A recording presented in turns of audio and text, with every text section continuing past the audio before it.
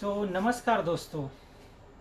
दोस्तों, चुनावी परिणाम आ चुके हैं और हमारे देश में जो कुछ गद्दार टाइप से जो लोग हैं वो आज बहुत खुश हो रहे हैं। उन्हें लगता है कि मोदी को हरा करके उन्होंने बड़ा ही अच्छा काम किया है। दोस्तों, मैं इस देश का युवा हूँ और एक युवा होने के नाते आप तक इस जो हमारे आसपास की जो चीज़ें हैं, आसपास के लोग क्या सोच रहे हैं, उनकी क्या विचारधाराएं हैं, उनको आप तक पहुंचाने का काम कर रहा हूं। दोस्तों, मैं विराज सिन्हा आपका बहुत बहुत स्वागत करता हूं अपने चैनल पे जागरूकता जरूरी है। दोस्तों, इस चैनल का नाम है जागरूकता जरूरी है, लेकिन मैं क्या बोलूं, हमारे धर्म के ही लोग, कुछ ऐसे गद्दार लोग हैं, कुछ ऐसे चूतिया लोग हैं जो चाहते हैं कि मोदी आगे नहीं बढ़े या उनकी सीटें कम आई हैं। अरे यार, तुम किस चीज की खुशियां मना रहे हो?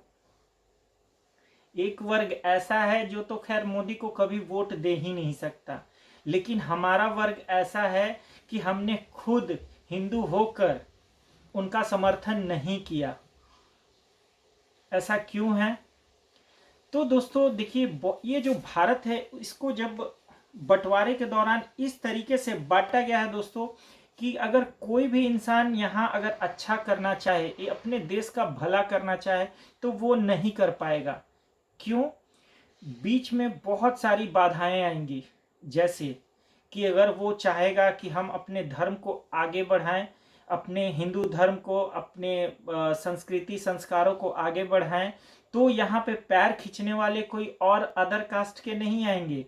वो जस्ट हमारे ही लोग होंगे जो गद्दार टाइप से उनका पैर खींचने के लिए कोशिश करेंगे। आप समझ सकते हो अभी के परिणाम से आपको क्या लगता है, क्यों मोदी जी के सीटें कम आई हैं? आप जानते हो दोस्तों, यहाँ पर जो दलित समाज के लोग हैं, जो अनपढ़ जाहिल टाइप के लोग हैं, जो कम पढ़े लिखे नहीं समझदार व्यक्ति हैं, वो कभी मोदी जी का विजन नहीं समझ पाए कि उनकी क्या आकांक्षाएं हैं, उनका क्या विजन है।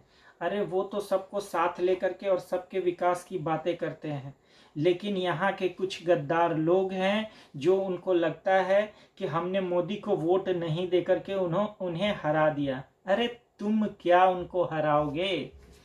तुम्हारी क्या औकात कि तुम उन्हें हरा दोगे? हाँ, मानते हैं तुम अपनी गद्दारी का सामने सबूत लेकर के आ गए, ये एक स्पीड ब्रेकर है उनके लिए। वो भी समझ जाना चाहते हैं।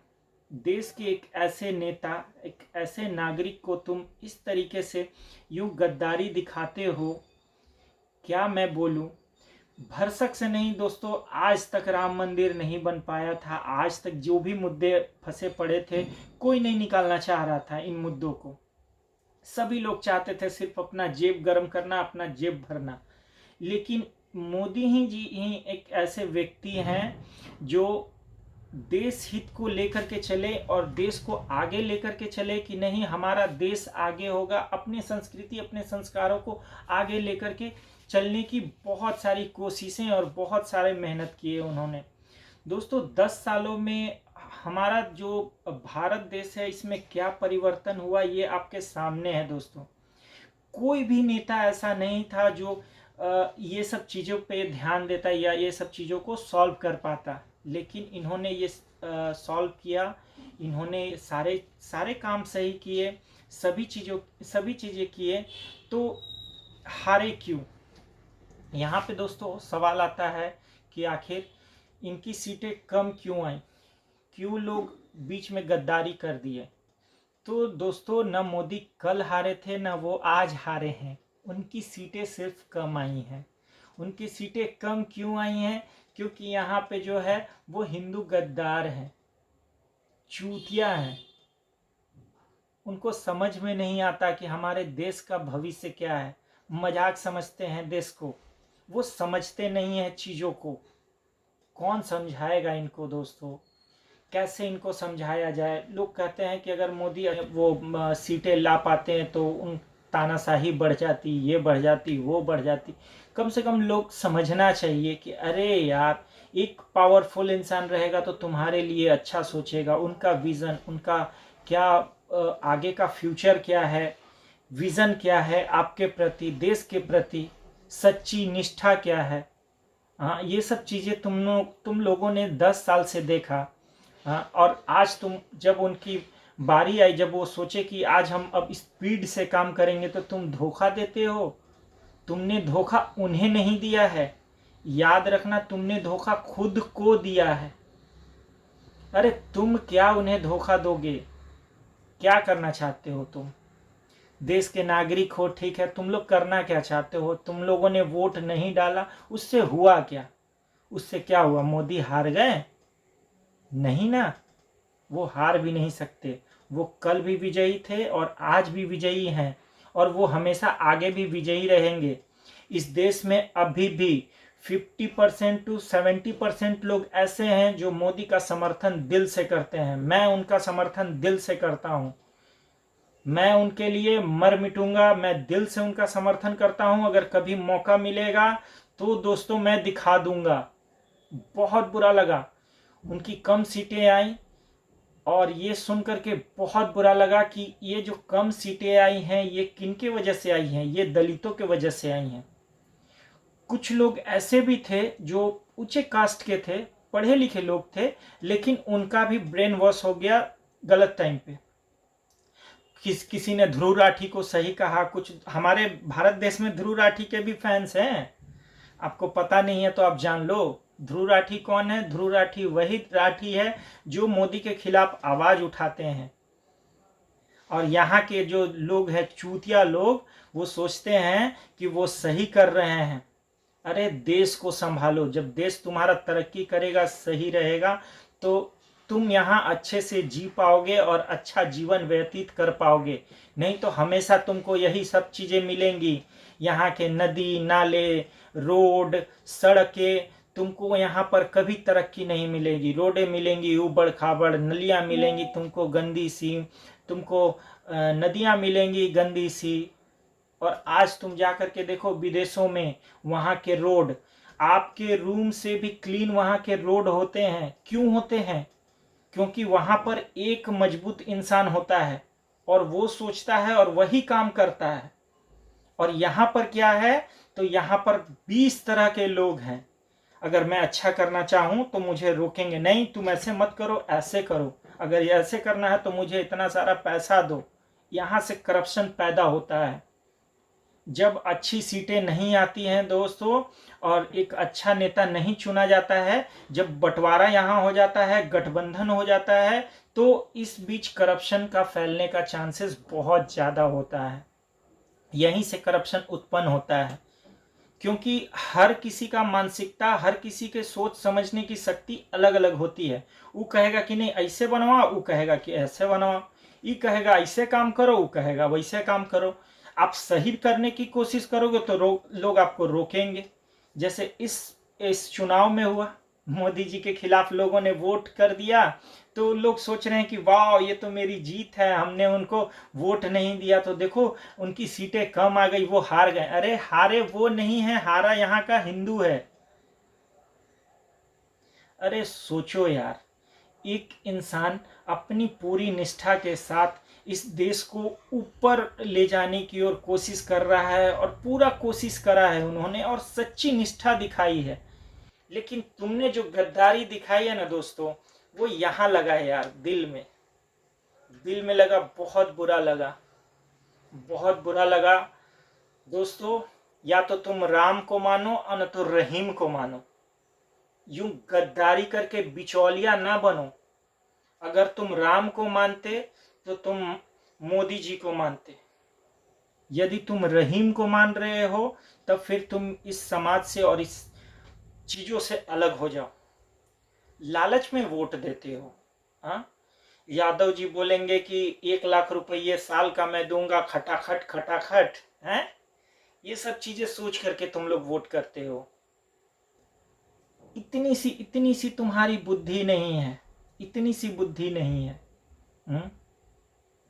अखिलेश जी बोलेंगे कि आपको ये चीजें मिलेंगी, वो चीजें मिलेंगी, तो आप उनके लिए वोट करोगे। अरे अपना स्वार्थ मत देखो, देश का विकास देखो। एक अच्छा नागरिक वही होता है जो देश का विकास देखता है। अगर कोई मुझे बोले कि मैं तुम्हारे खाते में 10,000 रुपये डाल दूंगा, ठीक है, तुम मुझे वोट दो, मैं उसको कभी वोट ना डालूं।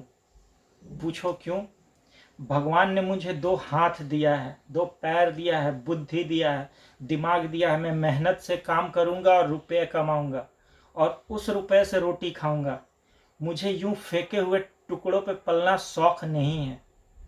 अपने अंदर जज्बा रखो, अपने देश को बचाओ और अपने देश को मजबूत बनाओ। हमारी संस्कृति, हमारे संस्कार क्या है उसको समझो। हमारी संस्कृति, हमारा संस्कार राम ही है। राम को हम लोग क्यों मानते हैं इतना?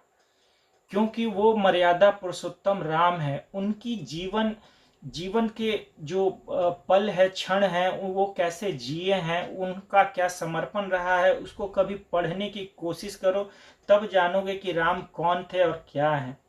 मोदी जी वही सब चीजों को उजागर करना चाहते हैं, लेकिन तुम्हारे जैसे लोग पता नहीं यार क्या चाहते हैं। तुम लोगों को लगता है कि तुमने जो किया है वो बहुत सही किया है। कभी आईने के सामने जा कर के अपनी आंखों में देख लेना कि तुमने कितना बड़ा गलत फैसला उठाया है। कल के दिन तुम्हारे बच्चे बड़े होंगे, जो तुम छोटे छोटे अपने बच्चों को देख रहे हो, उनका भविष्य सोचो। तुम बस यही सोचो कि आज अगर तुम उनको अच्छी शिक्षा दे रहे हो, अच्छा अगर कुछ जीवन देना चाहते हो, तो आज अच्छा करो ताकि उनका कल, आने वाला कल बहुत अच्छा हो।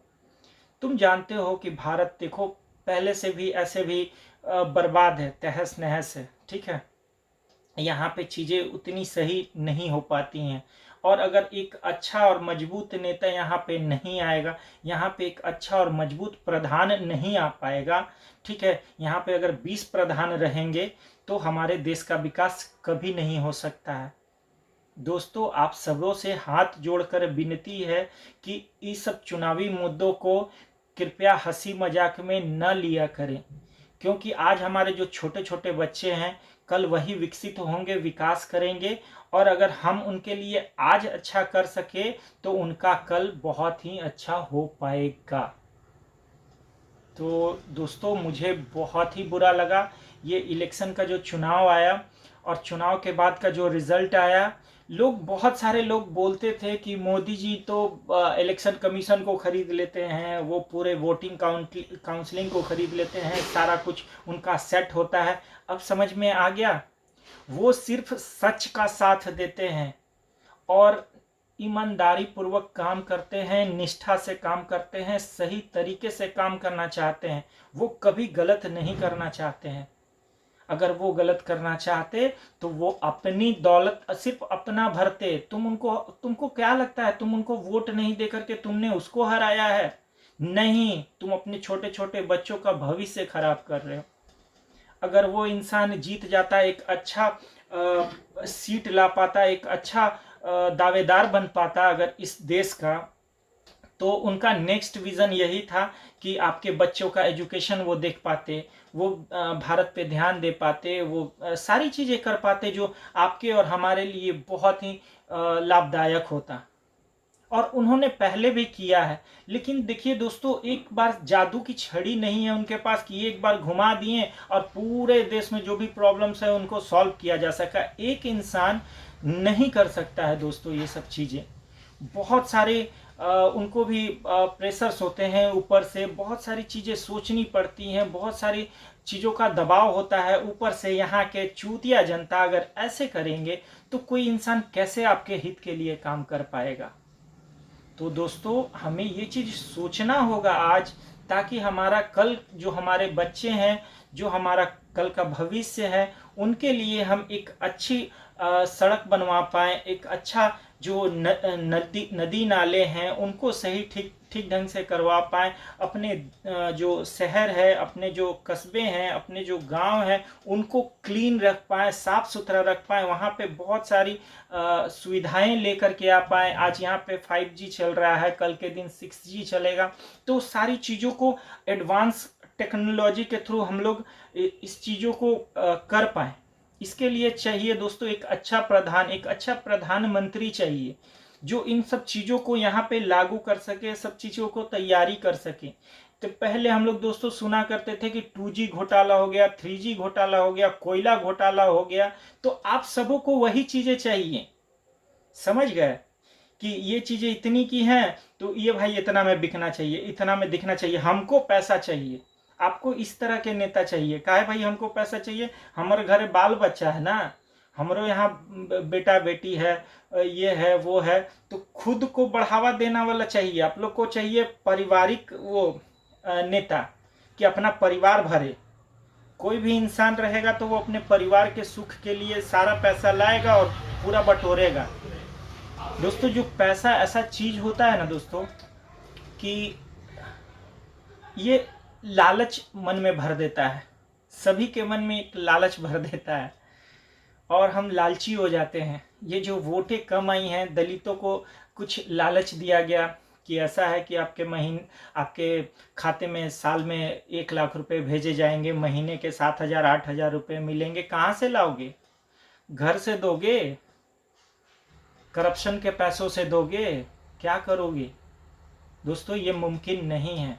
और ये चीज़ें आप जान लो कि अगर सभी के पास पैसे हो जाएं, अगर मुझे भी 15-20 हज़ार रुपये महीना मिलने लगे और सभी लोगों को 15-20 हज़ार रुपये सिर्फ घर बैठे ऐसे बिना काम के मिलने लगे, दोस्तों कोई काम करना चाहेगा? कोई भी काम करना नहीं चाहेगा। तो क्या ऐसे देश की तरक्की आप चाहते हो? नहीं ना।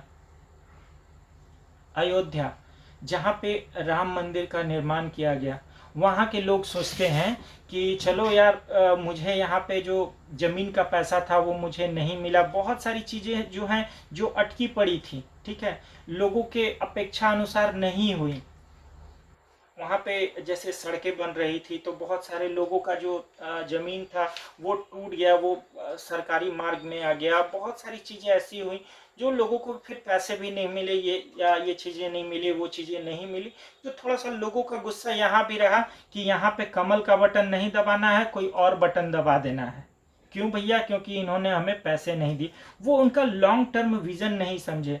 आपको ये समझना चाहिए कि अगर अयोध्या में राम मंदिर और भव्य राम मंदिर बना है तो उसके टूरिज्म से कितने सारे पैसे आएंगे।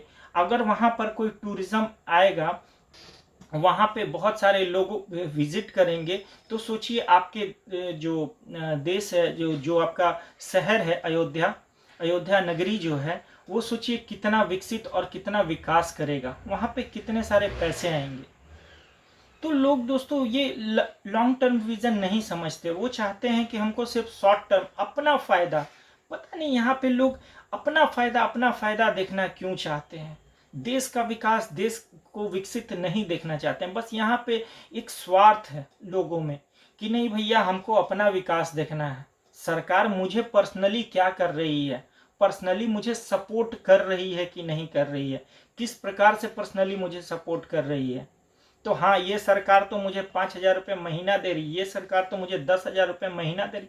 क्यों ये अपेक्षा रखते हो कि तुम गवर्नमेंट से पैसे लो, सरकार तुम्हें पैसे दे?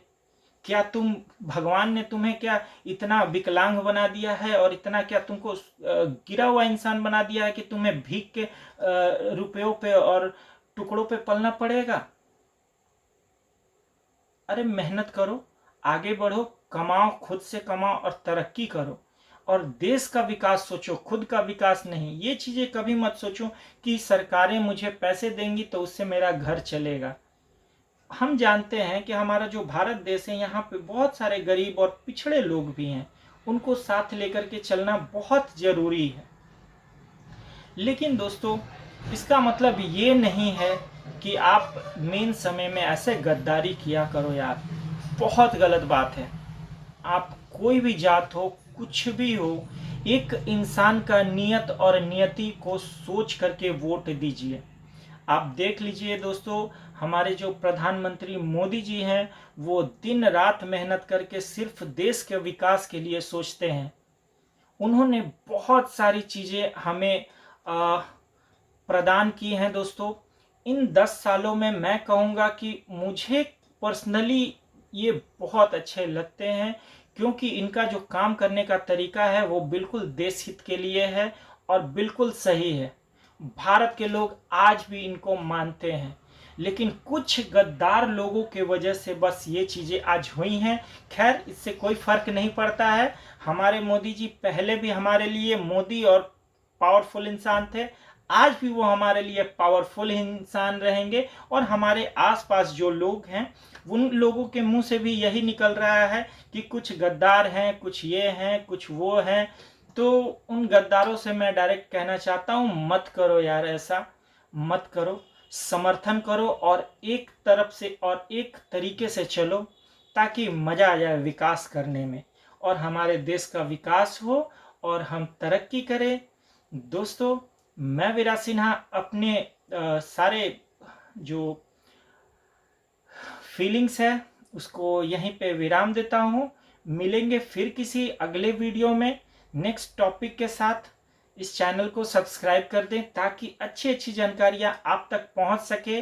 और प्लीज़ आप सब गद्दारों से एकदम जय श्री राम है कि दोस्तों ऐसे काम मत करो। दोस्तों देखो, ये हमारे देश का चुनाव होता है और इसको काइंडली आप बिल्कुल सीरियस लिया करो। यूँ टाइम पास और यूँ गेम ऐसे मत खेला करो दोस्तों कि आपको लगता है कि मैंने ये कर दिया तो बहुत बड़ा ये चीज़ कर दिया। एक बार अपने बच्चों का मुंह देख करके निकला करो वोट देने के लिए कि कौन इंसान सही है, और उसका जाकर के बटन दबाया करो। दोस्तों, देश का विकास होगा तभी हमारा और आपका और सभी का विकास हो पाएगा। सिर्फ अपना फायदा, पर्सनल फायदा नहीं देखें दोस्तों, देश का विकास जरूरी है। विराज सिन्हा को दीजिए इजाजत, मिलेंगे फिर अगले वीडियो में। जय श्री राम। प्लीज़ दोस्तों, अगर हमारी बातें थोड़ी सी आपको समझ में आई होंगी, चैनल को सब्सक्राइब कर दीजिएगा, इस वीडियो को लाइक कर दीजिएगा। जितने भी दलित समाज हैं, जितने भी जो दूसरे वर्ग के लोग हैं, प्लीज़ दोस्तों हमारा भारत अच्छा भारत बने, आप समर्थन करो। प्लीज़ आप लोगों से हाथ जोड़ करके विनती है, ऐसे काम मत किया करो दोस्तों, कोई फायदा नहीं होने वाला है। आप उनको कभी नहीं हरा सकते हो, वो हमेशा से विजयी हैं और विजयी रहेंगे। एक इंसान को हरा करके आप ये मत सोचो कि आपने उनको बहुत बड़ा तीर मार लिया खुद को। वो तुम समझो खुद पे हंस रहे हो। अगर तुम उन पे हंस रहे हो ना, तो वो तुम खुद पे हंस रहे हो।